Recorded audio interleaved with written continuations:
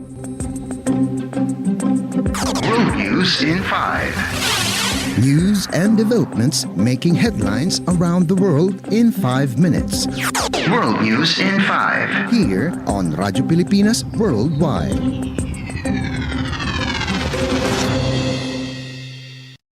This is World News in 5 here on Radyo Pilipinas World Service.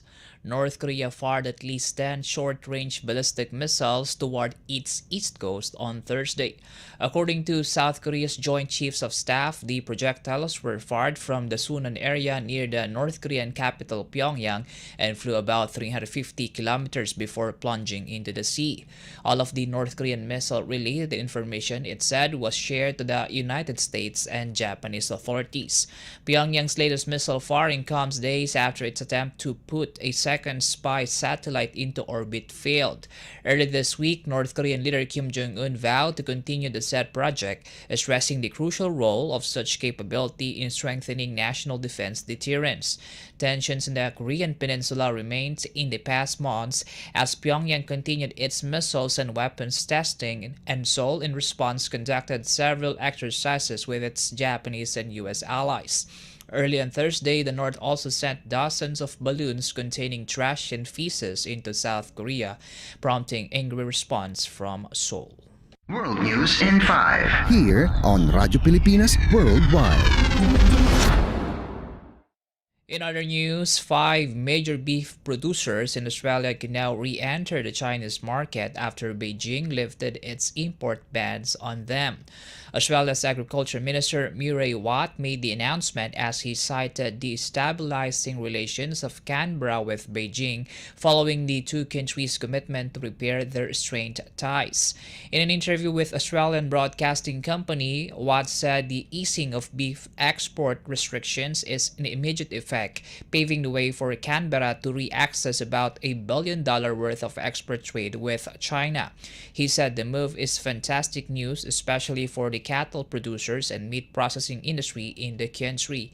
Relations between the two countries have been stabilizing in the past years and months as they vowed to mend their ties, which hit low in 2020 due to several issues, including a probe into the origin of COVID-19. China's import bans on Australian lobsters remain in effect, leaving it the last agricultural commodity barred from re-entering the Chinese market. World News in 5. Here on Radyo Pilipinas Worldwide. A New York jury ruled on Thursday to convict former United States President Donald Trump after they found him guilty of falsifying documents. The case stemmed from an alleged cover-up payment to silence porn star Stormy Daniels, who accused Trump of sexual encounter while he was married to his third wife, Melania. The payment also happened in the final weeks of the 2016 elections. During the announcement of the verdict following a 2-day deliberation on the case of the former U.S. leader, the 12-member jury unanimously voted to declare Trump guilty on all 34 counts of falsifying business records. The 77-year-old former official has denied any wrongdoing and was expected to appeal the jury's vote.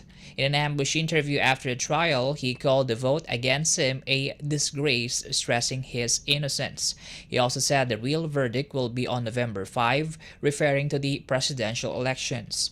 Justice Juan Merchan set the sentencing for July 11, just days before Trump's Republican Party is expected to officially nominate him as their candidate for November presidential polls. Trump will not be incarcerated ahead of the promulgation of sentence. World News in 5. Here on Radyo Pilipinas Worldwide. For Philippine Embassy and Consular News, Philippine Ambassador and Permanent Representative Evangelina A. Bernas announced that Manila, through its Philippine Space Agency, will host a technical advisory mission with the United Nations Office for Outer Space Affairs, or UNOOSA, in November of this year.